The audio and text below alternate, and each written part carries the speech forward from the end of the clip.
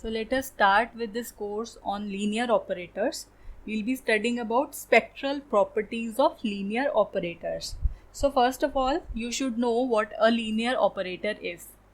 So what is a linear operator? Before studying that, before studying this linear operator, you should first know what an operator is. So what is an operator? So as in calculus, you studied about functions which take elements from the set of real numbers to the set of real numbers. So in a similar way, in functional analysis, what we say that the function here now takes elements from more general spaces. And what are these general spaces? They could either be the vector spaces or the normed spaces.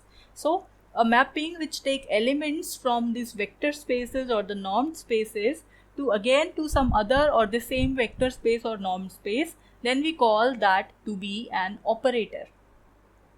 So that is the basic difference. Here in calculus, the earlier functions, they were from the set of real numbers. Now they are from the spaces which are the normed spaces or the vector spaces, right? So these could be found in a basic course on functional analysis, which you may study, or you may revise all these things. So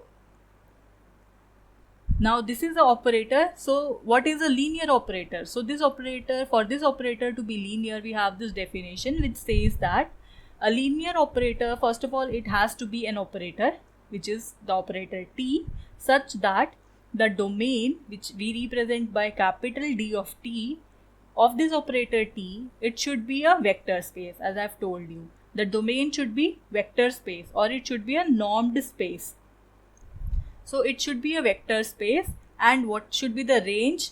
The range should also lie in the vector space over the same field. So how do you define a vector space? So you define some set as V, then you define two operators onto that. It could be any operators, and you take the scalars from two field from another field, right? So that is a vector space. You may recall all these concepts. So as for now, what is a linear operator? A mapping which take elements whose from the vector space, or in other words, we can say it is a domain. Its domain is a vector space, and the range also lies in a vector space over the same field. And moreover, for this mapping to be linear, for linearity we have these two conditions, that the operator should separate out the terms. So that means T of x plus y, where what are x and y? They are the elements which are taken from the domain. So it should be equal to T of x plus T of y, right? And here this alpha, that is a scalar quantity. X belongs to the domain of this operator, which could be a vector space. So in that sense, this alpha should be taken out. So these two things, if they are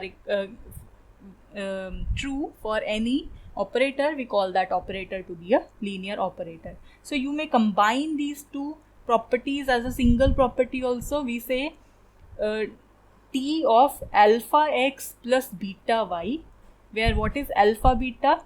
They are scalars, and x and y, they are the members of the domain. So in that case, this should be equal to alpha times T of x plus beta times T of y.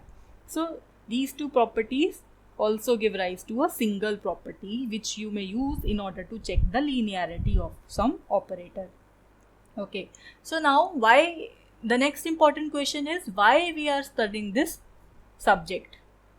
So the requirement of studying this subject is that whenever we wanted to solve various problems, so in calculating the solution or in the formulation, we have several system of linear algebraic equations.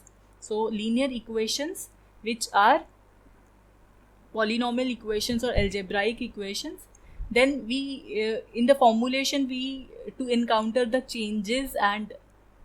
change in particular quantity, we have differential equations and we have integral equations. So when we wanted to solve this, we encounter various operators within it, right?